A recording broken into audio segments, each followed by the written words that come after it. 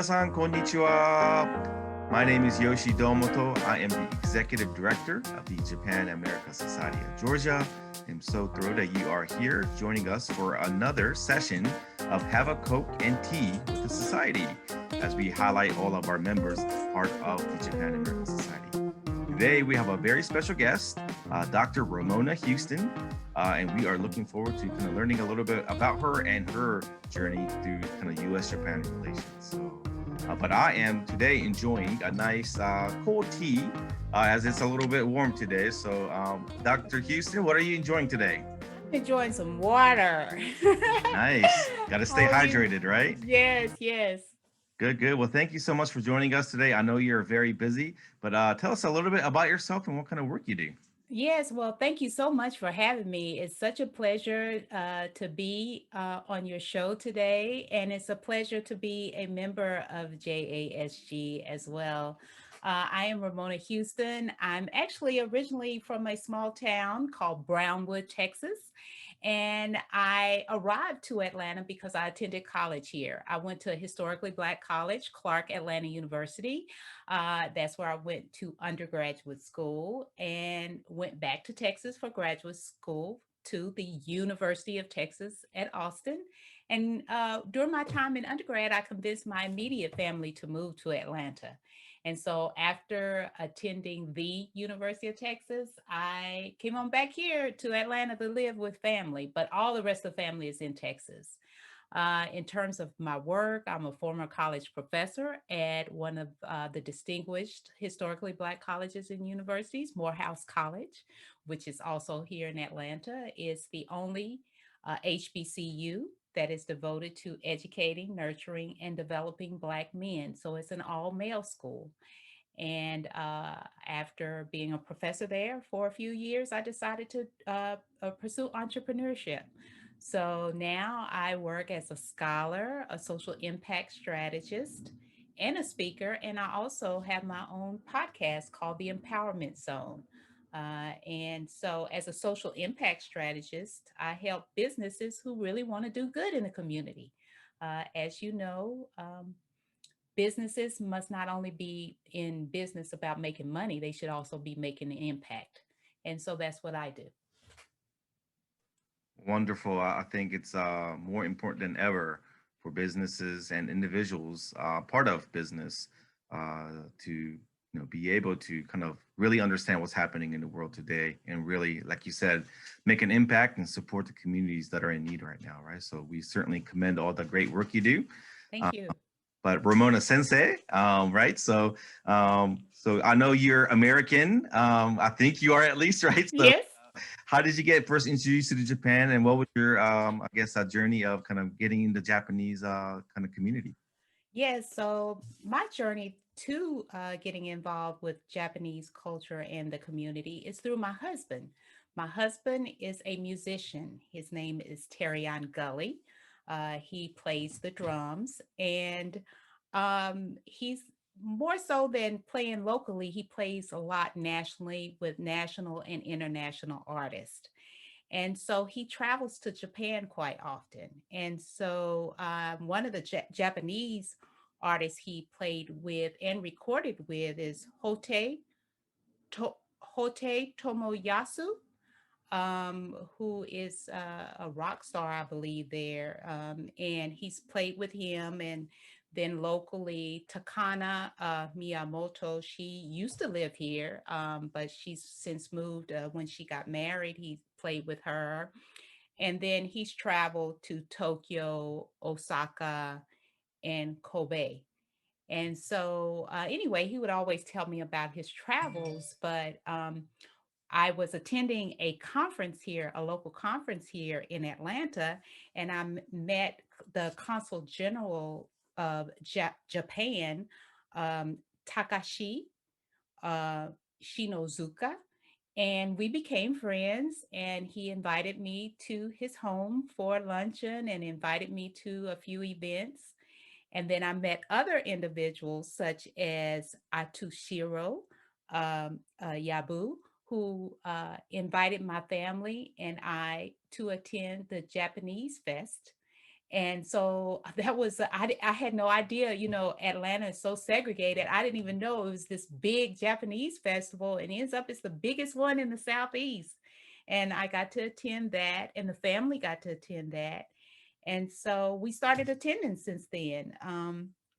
And I met also Tomoko Oyama, who is also consulate for cultural affairs of Japan. She since moved to Canada, and then became friends with Katsuhiro Iwata of Nashimbo, who invited my husband and I out for dinner once. And those friendships grew. And in fact, Atsuhiro, my husband, had his family to attend one of his performances in Japan. And so his family came out to the performance. So that's my introduction, is through my husband, and then having the opportunity to meet all these individuals through consulate Shinozuka. How funny is it that through music and through your husband, we're able to get connected, and so we have to say a big thank you to him, and maybe we can invite him to play at one of our events once we're able to kind of do so in person, right? So we would love that. Yes, definitely. We love music, and these individuals have really embraced us as a couple and us individually. And in fact, it's through my relationships with them that I was introduced to JASG. Yeah, I'm sure he would love to be involved in some kind of way. Great. Well, thank you, thank you. Well, you talked a little bit about where you grew up in Texas and kind of moving to Georgia and then back to Texas and back to Georgia again, right? So kind of tell us about kind of growing up in the South and kind of how it was growing up for you, and then tell us a little bit about your family as well. Yes, I'm from a small town, as I stated, so I had a very rural upbringing. And my family is a very close knit family. My father, in fact, always said family is the most important and valuable institution in the world. And so he always felt family was first. I grew up with both of my grandparents, my maternal grandparents and my maternal grandparents. I did not lose my grandparents until I was grown in college. One of them is actually still living. She's 94 years old. And so I've been very fortunate to have a host of uncles and aunts.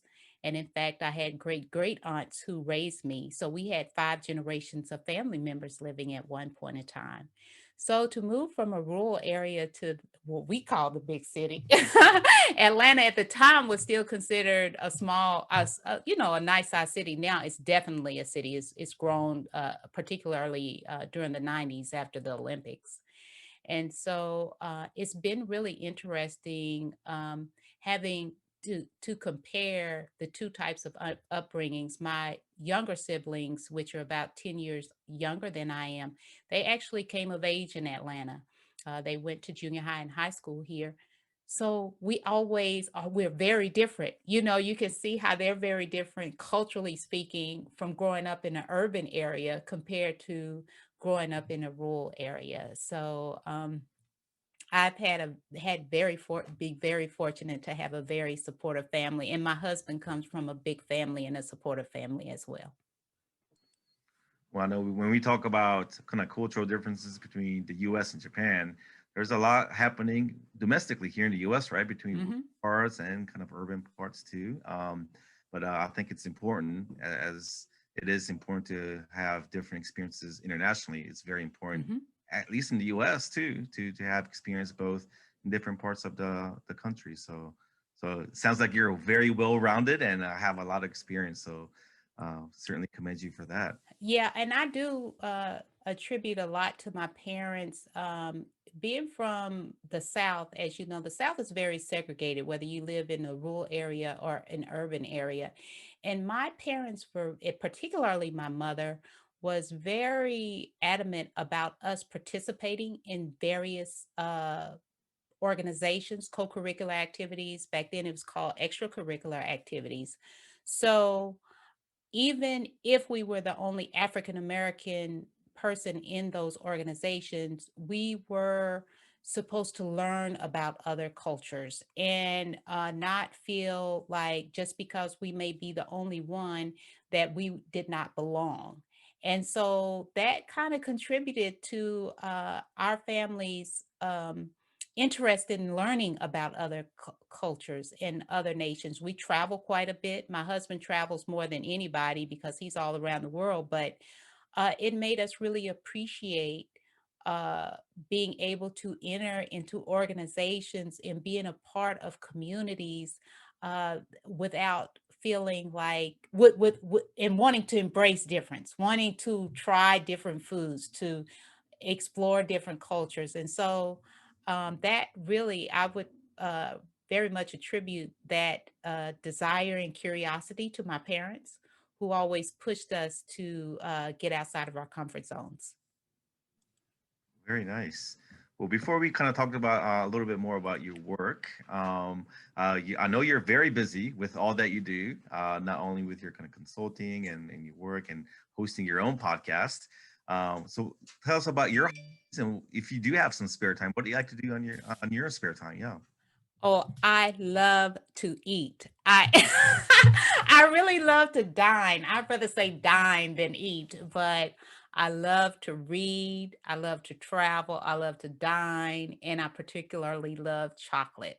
So any of those, I always welcome it. Plus, I I'm really a nerd, and I love conferences and meetings and special events. I love organizational events. So those are some of my hobbies, although some people would consider it work. I really enjoy participating in conferences and galas and luncheons because I really like learning. And so, and I'm always open, to, like I said, to dining. I really like good food and good fellowship and good conversation. I guess it's a dream come true if all of those kind of happens in one week, right? So whether it's good food and at a conference and having Yeah. some nice chocolate for dessert and good companionship, I mean, you're good to go. Yes, yes, definitely. Well, great. Well, so tell us a little bit more about your work and kind of the really important work you're doing with kind of social responsibilities and training and consulting with companies to ensure that they are doing what they're supposed to do in terms of kind of CSR activities within the community. Yes, so my area as a scholar, my PhD is actually in history, and I focus on American race relations, particularly African American and Mexican American history and relations. And so, right now, we live in a time where people are really grappling with race and cultural difference. And we're seeing a lot of backlash from the rise in numbers in terms of demographics of people of color. Some people choose not to use that term, but people from various backgrounds, cultural differences. And so we see a lot of what I would consider hate and uh, the unwillingness to embrace difference. And so my scholarship and work in American race relations is very much valuable now, where people are trying to understand how to address racial inequality and racial justice issues and speak openly and candidly about how do you deal with cultural differences and how do you really handle people who do not want to embrace different people and different cultures.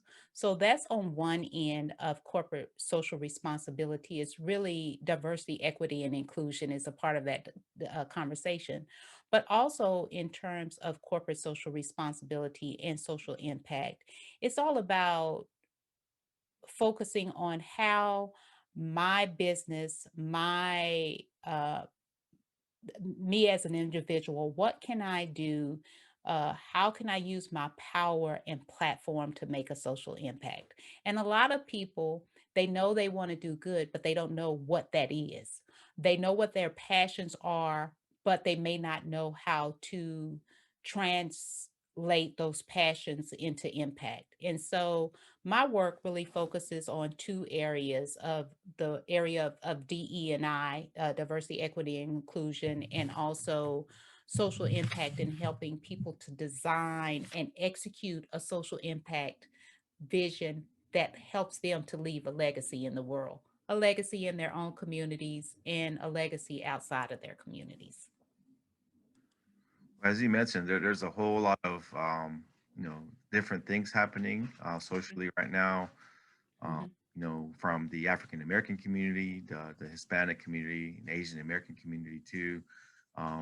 If for those of us, I guess maybe from the outside looking in, or people from outside of the U.S. who may not know about the history that the U.S. has had, well, what's kind of one message that you would like to share with those people that will kind of show really how important it is to have compassion and empathy during these times? Yes, and just to put it your question in context, just to let our audience know, we just experienced a really bad situation in Atlanta where um, people of Asian descent, and they were from various different cultural backgrounds, from my understanding, were killed. And many tried to take away the point that, oh, this wasn't a racial hate crime, but yet it was, and we know that. And so the message that I would give, there are actually a couple of things going on outside of the US. What we export in terms of our image in the US is very different from what is going on. That we, as a country, which we should, we promote democracy, we promote equality and all that, but we have our internal challenges. And there is no country that is perfect on earth. It's just that our challenges right now are really being exposed. We're exposing ourselves and exposing ourselves to others around the world. And so the message that I would give is that these issues are very complex and they cannot be solved with simple solutions because we have a history in the United States that it was very much built on racializing different groups in order to justify exploitation and suppression of different groups and to maintain white supremacy and white control. That is the complexity of our country, but that does not mean that we can't solve those solutions. And so the message is to recognize the complexity of the US challenges, but also to determine what role will you play. And when I say you, I mean that individually and collectively.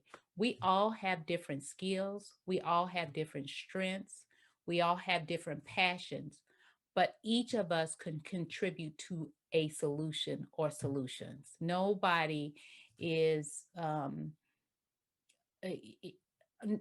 I don't believe that anybody should sit on the sidelines. Whatever you do, whatever your gift is, that's the way you contribute to the world to make it a better place. Exactly. I like the way you put it. How no one should be on the sidelines.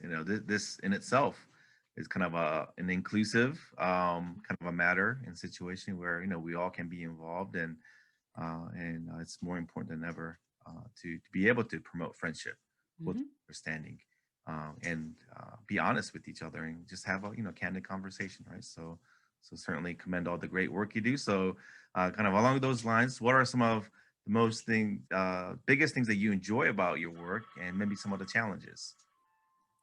Well, the biggest thing I enjoy about my work is working with so many different people and different communities. I really like that because that means that when I work on projects, each project is different and each project involves different people. So it's not the same all the time.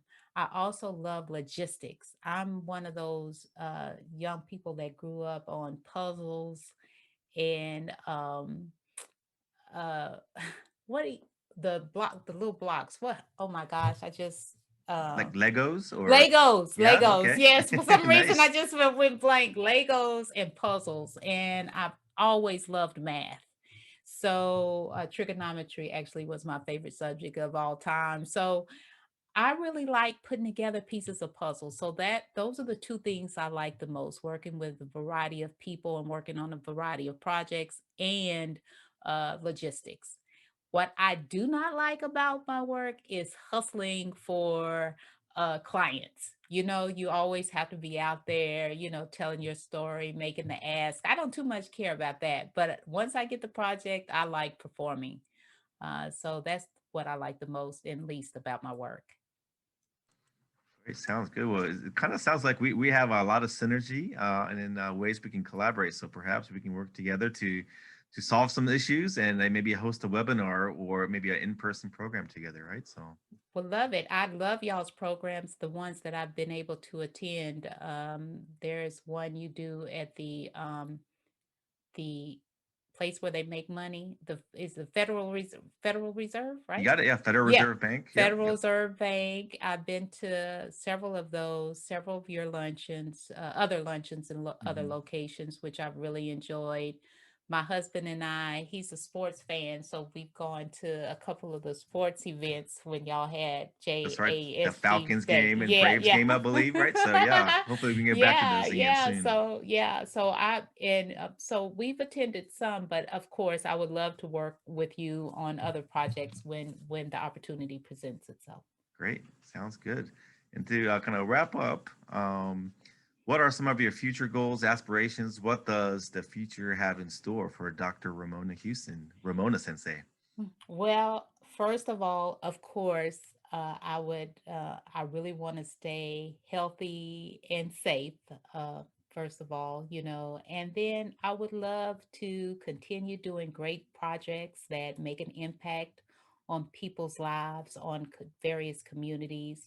I am really excited about the opportunity to grow my business so I can actually employ others who will find fulfilling work and impactful work in working on social impact.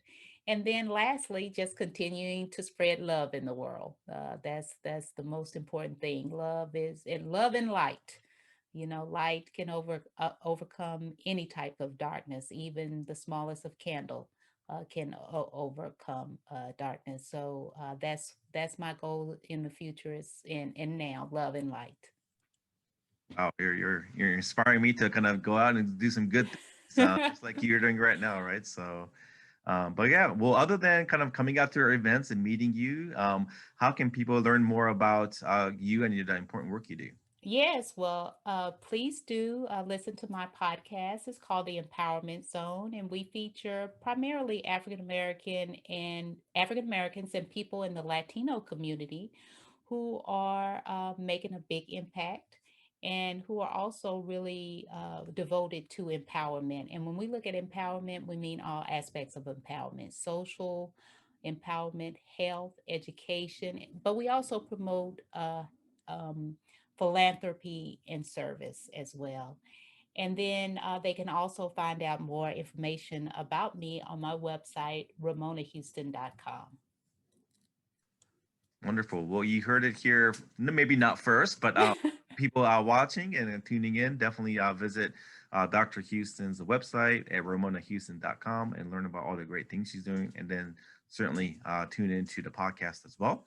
And hopefully we can all get together in person sooner than later Mhm. at some of our events. And certainly look forward to inviting you to perhaps be a presenter or maybe on a panel, kind of talking about kind of the very important impact that CSR activities can have on companies, right? So Of course. thank you so much, Dr. Houston and Ramona Sensei. And then any final words of wisdom before we kind of finish up today? Yes, well, you could teach me a little something. I've always heard sensei, but I don't know what it means. So you can tell me what sensei means. And I've also heard Ramona-san. I would like Yes. to know the meanings of those two. Well, Ramona Sensei could have several meanings, but Sensei is referred to professors, doctors, even attorneys and lawyers, those kind of professional individuals that teach, I guess, right? So you are a former educator and continue to educate, so we certainly call you Sensei. San is a way to kind of like Mr., Ms., Mrs.